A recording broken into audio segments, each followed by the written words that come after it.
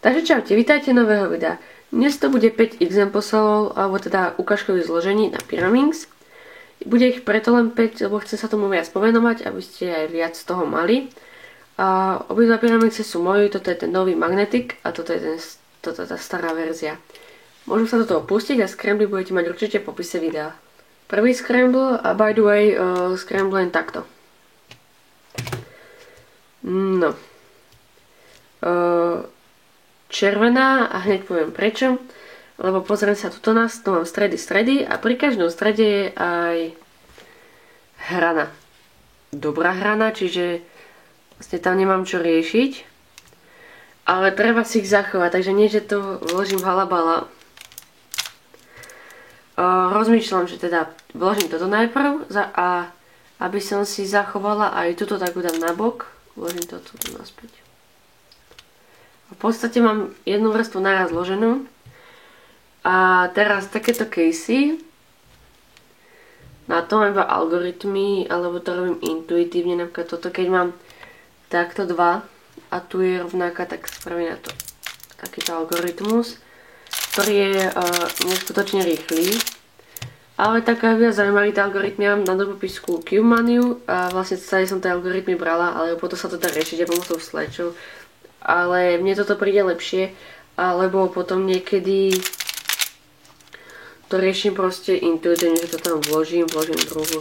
To už ide na to, ako to chcete riešiť, ale môžem mať to do popisku kľudne. Ďalší scramble, to som si všimla toto. Čiže v podstate buď zelená alebo červená. Ja sa pozriem na obidve farby. Červená je celkom pekná. Zelená už tak moc nie. Keď možno hej, ale pôjdem na červenú, lebo tu mám takto tento pred sebou, čiže tam sa nemusím o čo starať, iba toto otočím. A môžem aj toto, ale to je jedno. A dávam si pozor, aby som si neporušila toto, čiže nevložím to tam takto. Ale najprv teda toto. Tu sa mi vložila táto, čiže je úplne super.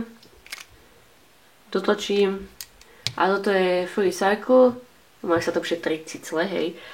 A to je v podstate, keď máte takto zloženú a takto máte iba 3 vymenené. Je to riešim možno troška zdlhavo, ale hneď to nadvezujem, čiže to není až také zdlhavé. Najprv si vložím túto sem a potom mám tam tu flip. Tu flip je toto. Hej.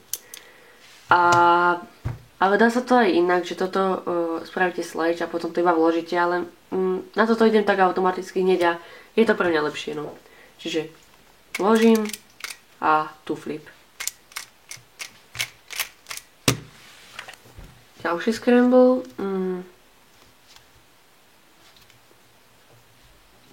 Celkom fajná je žltá. Poďme na žltú. Lebo sú to tak dobré stredy, ale už keď ja už tak lepšie skladám, hej, ako neberte to nejako egoisticky, ale dokážem si to naplánovať lepšie. Čiže ja viem, že si to spravím tak, aby som toto dostala sem a hneď v podstate mohla vložiť. Čiže nevložím to takto a budem o to mať zachliestnenú. Ale iba uvažujem proste, aby som si pomohla. Ono to je iba o tréningu. Čiže vložím toto a toto. Šup.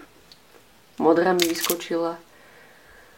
Teraz toto vidím, že mám toto ako keby flipnutú len. A to proste už značí, že to nebude nič iné ako tu flip. Nemôže to byť nič iné. Čiže spravím iba ťahy, aby som si to neporušila, čiže takto to vložiť nemôžem. Tak spravím iba sledge. A mám. A už mám tu flip. Štvrtý scramble. Toto je tu pekné.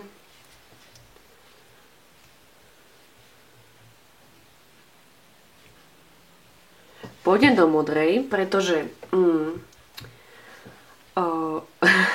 mám tu túto, hej.